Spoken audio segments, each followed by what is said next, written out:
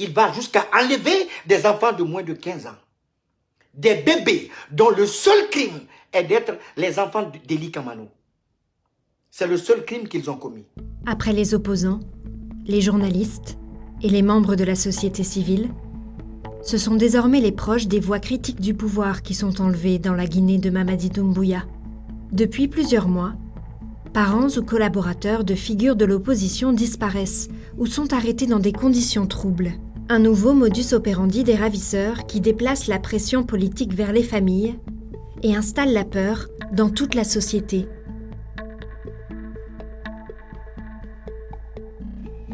Depuis le coup d'État du général Mamadi Doumbouya en septembre 2021, les enlèvements d'activistes se sont multipliés. La stratégie, elle est simple. Elle consiste à mettre la pression sur toutes les voix critiques, qu'ils soient des partis politiques ou qu'ils soient des acteurs de la société civile, mais c'est mettre la pression sur eux, où qu'ils soient, ou quoi qu'ils fassent, afin qu'ils arrêtent de critiquer les dérives autoritaires et dictatoriales du régime militaire du général Mamadi Doumbouya. Quelques 20 personnes seraient ainsi portées disparues, selon le militant qui vit désormais en exil.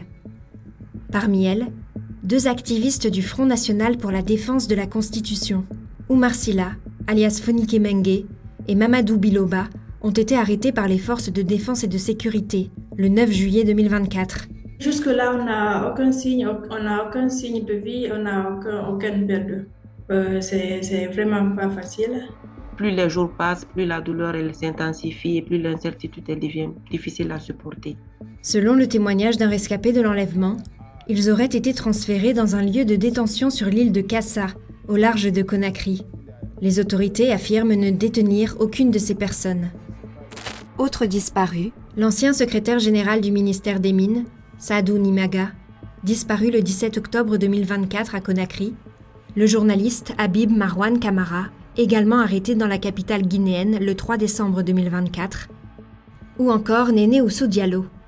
Membre de l'UFDG de Cellou Dalein Diallo, elle a été enlevée à son domicile début janvier 2026 par des hommes armés, en uniforme et en cagoulés. Mais désormais, les cibles changent. Depuis quelques mois, la pression s'étend au cercle familial. Des proches d'opposants et activistes en exil sont à leur tour visés par les kidnappings. Ils ont arrêté, ils ont mis en prison. Cela n'a pas empêché les voix critiques de dénoncer les dérives. Et aujourd'hui, ils s'en prennent aux familles. Ça n'épargne aucune catégorie sociale du pays. Les enfants ne sont pas épargnés. Les vieillards ne sont pas épargnés. Les femmes ne sont pas épargnées. Par le passé, les ânes ne sont jamais enlevés, emprisonnés ou ne disparaissaient jamais, pas par leur opinion, mais à cause de l'opinion de leur fils, de leur père, de leur époux. Parmi les cas documentés, les proches de Tibou Camara, ex-homme de confiance du président Alpha Condé renversé par Mamadi Doumbouya, l'ancien ministre avait fini par s'exiler. Début mars, sa mère et sa sœur ont été emmenées de force par des individus en tenue militaire. Les 2 femmes ont été libérées 1 semaine plus tard. Les enfants et le neveu d'Ely Kamano, fervent pourfendeur du régime, n'ont pas eu cette chance. Ce que je fais aujourd'hui va en droite ligne avec ce que j'ai toujours fait pour condamner les confiscations des libertés fondamentales dans mon pays. Alors si mes enfants sont ciblés et victimes d'enlèvement pour ça, ça veut dire que nous sommes avec des criminels, des gens, des hommes sans cœur et sans foi. Sans cœur et sans foi, il s'en est pris à mes enfants cette fois. Enlevés en novembre 2025, leur sort est désormais inconnu. Pour Ely Kamano, le cerveau de l'enlèvement n'est autre que Mamadi Doumbouya. De son côté, le gouvernement en appelle à la modération.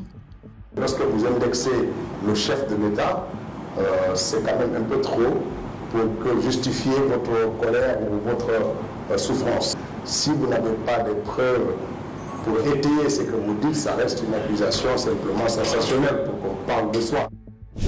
Le militant Abdoul Sako a connu 5 arrestations, dont 2 au temps du Comité national du Rassemblement pour le développement. La dernière, en février 2025, avait provoqué une onde de choc.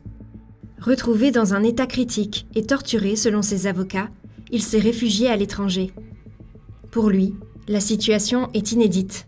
Jamais des citoyens ne disparaissent sans que l'État n'assume la responsabilité de leur arrestation.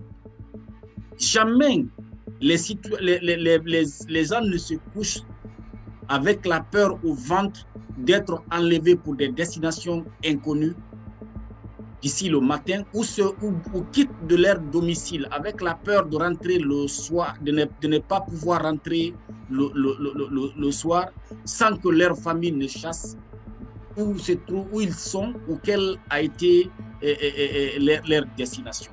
D'après lui, ce climat de peur pousse de nombreux Guinéens à prendre le chemin de l'exil. C'est aussi ceux qui sont dans la gouvernance, ceux qui ont accès aux ressources du pays, ceux qui sont à des postes de responsabilité, qui donnent leur première priorité, la sortie de leurs enfants, de leurs familles, pour les mettre à l'abri. Ceux qui ont les moyens sont en train de faire fuir leur famille, et ceux qui n'ont pas les moyens sont obligés de se taire, et ceux qui continuent de parler, ceux qui continuent de dénoncer les dérives du régime du général Mamadi Doumbouya sont aujourd'hui en exil.